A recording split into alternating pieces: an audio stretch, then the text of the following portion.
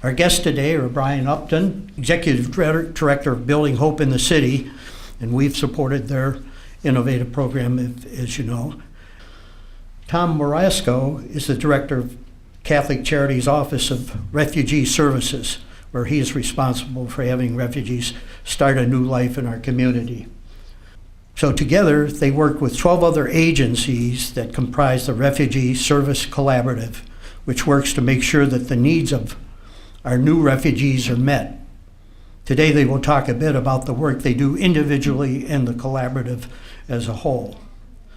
And as I said, we are really pleased to welcome our very special guest, Gannett Abram. Gannett is a native of North Africa and is one of the hundreds of peoples who have been helped by the Refugee Service Collaborative. Gannett has experienced firsthand the hardships and challenge that faces refugees, especially persons with disabilities in oppressive nations. As a teacher in North Africa, she worked on behalf of the rights for the disabled for which she was persecuted. After moving throughout Africa and then to England, she finally found her safe home in Cleveland. Thank you.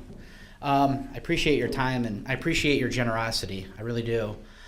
It's really nice to hear, Brian and I both it's just nice to hear when people come out to see what we do that people are interested, because we're here to serve others. This is what we do. This is what we're called to do. I think anybody working with refugees, no matter what the agency is, we've decided that this is a mission. This is our own personal mission. And it's really important. So Catholic Charities is one of 3 refugee resettlement offices in Cleveland who have the task of working with newcomers coming to the United States who are refugees, people that have been forced out of their homeland due to persecution, due to violence. So the refugees are out of their home country, they're in a second country, and our government then decides which refugees have the most need that can't go back to where they came from and can't safely stay in that second country. And so then they offer them a chance to come to the U.S. permanently as refugees. It's very hard work. I've been doing this. It was only supposed to be a year. I worked in Kenya for quite a while, and when I came to Catholic Charities, I said I'll give it a year, and it's been 10 years now. So it kind of gets away from you. But what I learned very quickly is we can't do this work alone. We have to work in partnerships and collaborations with other individuals. To do the work that we need, we have to kind of leverage our resources. And so I met Brian back in 2005, 2006, and right off the bat, we decided that our missions were very similar, and we decided partnering on projects. And without Building Hope in the City and their work and their guidance and their volunteers, we couldn't be successful with what we do and our accomplishments without them. We absolutely need them. And because of them, we've been able to expand our services and really working in partnership. And I think, Brian, I'll let him talk about the evolution of the Refugee Services Collaborative, and then we'll let Gannett just tell her story. So, good afternoon. Just a brief bit of context. Every year, the United States takes in 70 to 90,000 refugees into our borders. We're one of 18 or 19 industrialized nations that do that. We take more than any other nation on the planet. There are tens of millions of people like Gannett sitting in refugee camps somewhere across, usually in the third world. 95% plus never leave the camp. Less than 2% are like Gannett, that actually get out and get to start their life over again. All that drills down to about 1,000 refugees a year being brought into our region, which your grants and to us and to other refugee service organizations are helping to support. So that just gives you a bit of context of what the worldwide problem looks like and how it drills down to Northeast Ohio. There are 12, 13 organizations, I forget, in the Refugee Services Collaborative. We're not a separate nonprofit. We're just a collaborative of agencies that are trying to do things together that we can't do by ourselves. And we have 3 big goals for the Refugee Services Collaborative. Number 1 is we want to improve the quality of what's happening for people like Gannett when they arrive here. And so collaborative grant projects help us push out further than we could by ourselves. Number two, we want to make Cleveland the best city in the nation for a collaborative approach to doing this. And that means excellent services. It also means petitioning our government over time to receive more and more refugees responsibly. Our region is struggling with population loss. It's on the news all the time, right?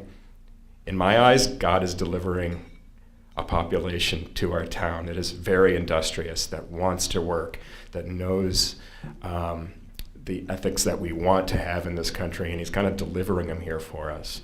So you're helping to, I think, further what God is already up to.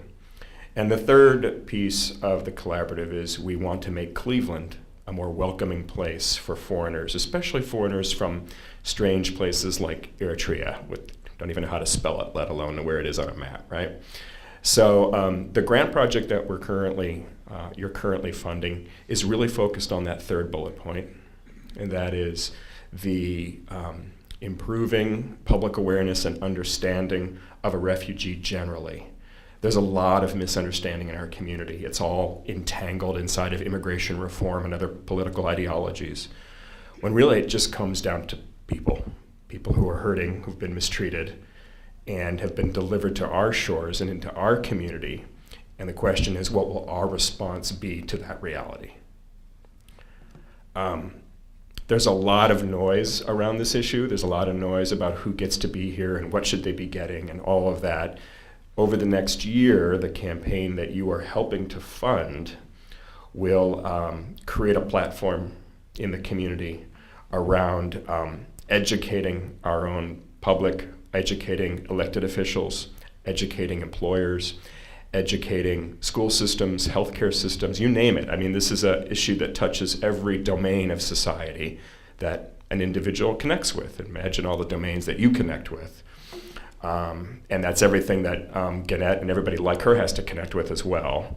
And they meet with a lot of, who are you and why don't you speak English? Although Gannett speaks perfectly fine English. So what will happen with the dollars that you've given is a year-long communications, events, and public education and awareness campaign that will go on. It will launch this year, June 20th? Yes. June 20th, which is World Refugee Day. And there will be a large event that will kick off this campaign at the Beck Center in Lakewood. So you'll all be surely invited to that. We hope you'll come out and enjoy that. The campaign will use print media, video media, online, and a whole lot of community engagement strategies to begin dialogues that bring down misunderstanding, bring down fears, and just get people connected to people and let people hear one another's stories.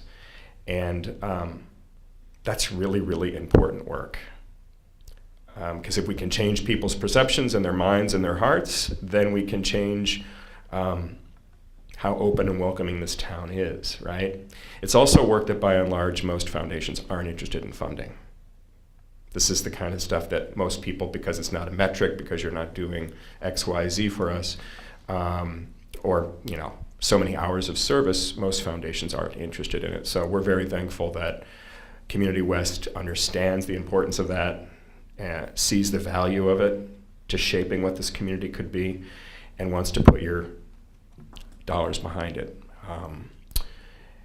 And that's kind of an overview. After June 20th will be a series of smaller events where we go to Rotaries and Kiwanis and into CDCs and mayor's offices and schools and hospitals and try and raise the level of understanding, lower the level of ignorance, and just to make this a healthier, more whole community, no matter who comes into it. I think that's the key, no matter who comes into it.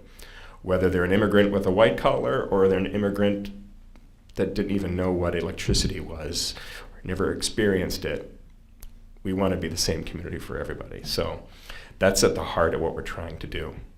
We can answer some more questions about the specifics of the campaign afterward, but we're going to let Gannett tell her story, personal story of the many millions of people that I was trying to outline for you.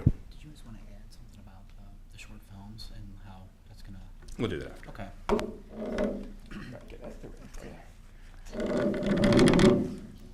Okay, there's a podium here, so you can Okay. put down your paper if you want. Okay. Okay. Okay. Good afternoon. I would like to thank you for having me to share you my story. My story is almost the same with all refugees like me. So I will share it briefly. As you know, all refugees are people who seek asylum in foreign countries out of fear of political persecution, religious persecution, ethnic crisis, and other reasons in their own country. Now, when I try to share you my experience briefly, I believe in one way or another, it has similarity with other refugees' experience too. To be honest with you, before I had faced the tragedy which made me to flee my country, I had never planned I had no plan to be away from my beloved families, from my friends, and from the place where I have grown up, because I had a peaceful life and a peaceful and stable life. I was working as a teacher in high school. I was dedicated and self-confident and loyal to the government, and I was respected and popular by my students and by my colleagues. But unfortunately, some incident took place which distorted my life. It was in November 2009, a group of people with disability, including me, presented a petition of rights to the government based on disability discrimination. Its aim was merely to improve the life of the life of the people with disability. And this was because in our country, the refugees were categorized into two groups, and they were treated in different way. These two groups were, the first group is a group of ex-fighters or war-disabled people who participated in the war of struggle for independence in Eritrea, and these people were very privileged ones in the society, in the community. And the other group, the second group, is civilian disabled people. That means the disability comes or caused by natural cause like disease or accident, whatever. So these people were treated like they were deprived of their rights to get job or education or other opportunities like the other disabled people. That's why we presented a petition. Unfortunately, the spirit of the petition was mistook or twisted as a political opposition by the governments. So, which was none of our intention. Ever since that time, particularly for 5 people whom they thought activists or leaders, accused us of having connection with the opposition groups. Then the government, and this was, false accusation, and the government started to interrogate us, to threaten us, Then this put my life into danger, which I can't resist. So when I see the things were going worse and worse, I decided to flee my country. I decided to flee my country from before the time comes. It was in August 2009.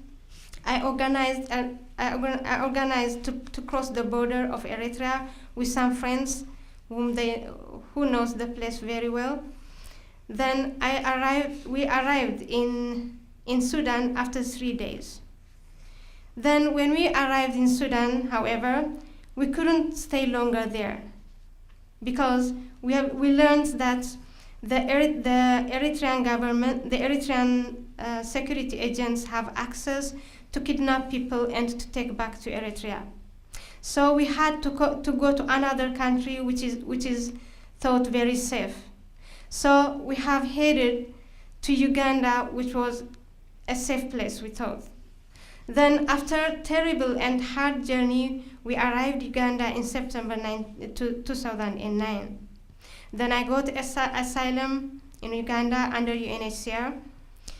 And as you know, Uganda is a country which hosts a large number of refugees from different countries, and the number of the refugees grow from time to time, which made difficult to address the needs of the refugees by UNHCR. So the refugees were suffering from lack of basic necessities, livelihood, healthcare, education, and employment. Everybody was left to struggle for survival by his own. In this struggle for surviving, the disabled people, the children, and the single mothers were most vulnerable. Finally, in 2013, I got a letter from US government through UNHCR, which began to process my resettlement. After my eligibility have been approved with needed requirements, in August 2014, I moved to USA. As soon as I set my foot to USA, two different thoughts came to my mind. One of it was excitement that that my dream became true. That means I get safe home. And the other thought was, the challenge I have with the strange weather, with language, with the culture shock, and so on. However, I tried to adjust myself with the help of some people who have good heart from the Catholic Charities and from St. Augustine. So thank you for listening. This is the brief one from my long story. Thank you for having me too.